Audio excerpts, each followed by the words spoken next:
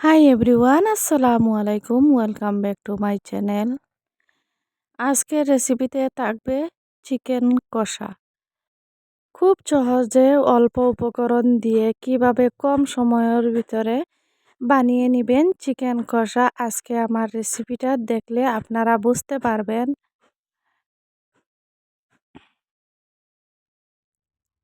কাছে এবং দূরে, দেশ এবং দেশের বাহিরে যে যেখান থেকে আমার ভিডিওটা দেখছেন, সবাইকে অসংখ্য অসংখ্য ধন্যবাদ।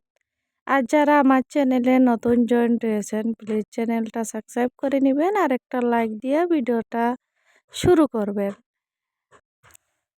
আর আমার ভিডিওটা স্কিপ করবেন না, পুরো ভিডিও দেখে নেবেন। আশা করছি অনেক বুঝতে পারবেন কিভাবে আমি এই রেসিপিটা বানাচ্ছি বা চিকেন কষাটা বানাচ্ছি। প্রথমে আমার লাগবে চিকেন। আমি এখানে নিয়েছি প্রায় ২ কিলো চিকেন। এই দেখো, প্রায় না, আমি এখানে ২ কিলো চিকেন নিয়েছি। আমি কাটিয়ে ধুয়ে পরিষ্কার করিয়া নিয়ে রাখিয়ে দিয়েছি, এই দেখো।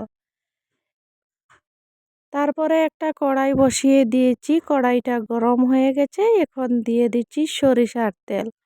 সরিষার তেল দিয়ে রান্না করলে খুবই ভালো লাগে, খেতে টেস্ট হয়। আর আপনারা চাইলে সাদা তেলও ব্যবহার করতে পারেন। তেলটা গরম হয়ে গেছে, তারপরে দিয়ে দিচ্ছি কাটিয়ে রাখা পেঁয়াজ কুচি। কাটিয়ে রাখা বেশ কয়েকটা পেঁয়াজ কুচি, যেহেতু আমি চিকেন কষা বানাবো, তাই জন্য পেঁয়াজের পরিমাণটা খুবই বেশি দিয়েছি। আপনারা চাইলে কম দিতে পারেন। কম দিলে কিছু ঝোলটা পাতলা পাতলা টাইপের হবে, তাই জন্য আমি কিছুটা বেশি দিয়েছি। এইখানে দিয়েছি পুরাই ১ চামচ লবণ। এই লবণ আর তেলের সাথে পেঁয়াজটা ভালোভাবে ভাজিয়ে নিব, ব্রাউন কালার করিয়ে। এই দেখো, আমার কিন্তু পেঁয়াজটা ভাজা হয়ে গেছে। এখন দিয়ে দিচ্ছি ধনিয়ার গুঁড়া। আমি ২ চামচ ধনিয়ার গুঁড়া দিয়ে দিচ্ছি।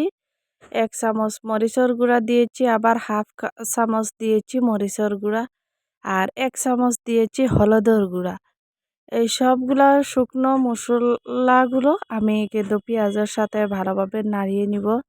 নিয়ে এখন দিয়ে দিচ্ছি অল্প পরিমাণ পানি।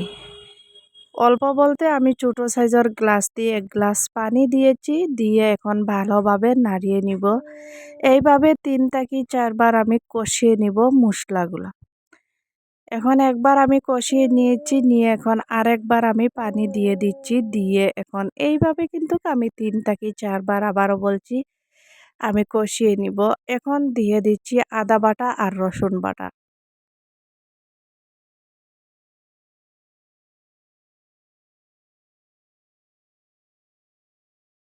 মশলাটা যতটা কষাবেন ততটা ভালো হয়। আর যতক্ষণ না তেল ছাড়বে ততক্ষণ আমি কিন্তু মশলাটা কষাতেই থাকবো। আর ভিডিওতে যদি কোনো ভুল হয়ে থাকে বা কথাতেও যদি কোনো ভুল হয়ে থাকে, প্লিজ ক্ষমা করে দিবেন। আর এইখানে কিন্তু আমার মশলাটা কষানো শেষ হয়ে গেছে। আমি প্রায় ৪ বার কষিয়ে নিয়েছি মশলাটা। এখন দিয়ে দিচ্ছি চিকেন।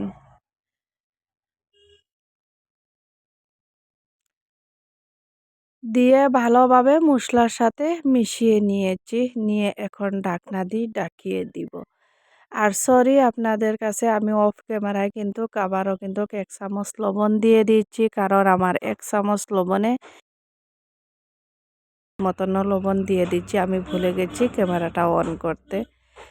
কয়েকটা তেজপাতাও দিয়ে দিচ্ছি। দিয়ে এখন ভালোভাবে নাড়িয়ে এখন মিশিয়ে নিচ্ছি, নিয়ে ঢাকনা দিয়ে ঢাকিয়ে দিয়েছি।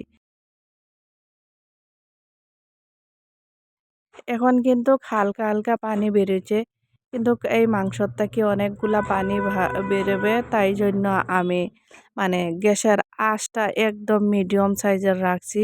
বেশি দিলে পুড়ে যাবে।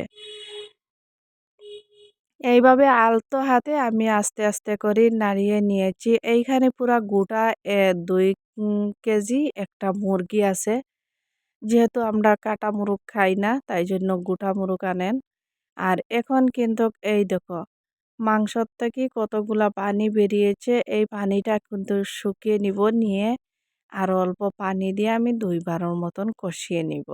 আস্তে আস্তে আমি নাড়িয়ে নিয়েছি। কালারটা দেখলেই বুঝতে পারছেন কতটা সুন্দর হয়েছে, লোভনীয় হয়েছে দেখতে। মাংসর স্বাদটাও কিন্তু অনেকটা ভালো লাগে। আর এই দেখো আমি কিন্তু আরেকবার পানি দিব। এখন আমি আলতো হাতে নাড়িয়ে আপনাকে দেখাচ্ছি, দেখো কতটা সুন্দর হয়েছে। আর এখন কিন্তু সিদ্ধ হয়ে গেছে, পুরাপুরি সিদ্ধ হয়ে গেছে। এইখানে আমি ছোট সাইজের গ্লাস দিয়ে 1 গ্লাস পানি দিয়েছি, তারপরে আবার আরেক গ্লাস দিয়েছি। আমার কষানোটা শেষ। এখন কিন্তু আমি জুলোর জলটা দিয়ে দিচ্ছি। মানে জুলোর পানিটা দিয়ে দিচ্ছি, দিয়ে এখন আলতো হাতে নাড়িয়ে নিব। বেশি নাড়াচাড়া করব না, কারণ হয়েছে কি মানে ভাঙ্গিয়ে যাবে। তারপরে দেখছি পানির পরিমাণটা অনেকটা কম লাগছে, তাই জন্য আমি আরেক গ্লাস পানি দিয়েছি।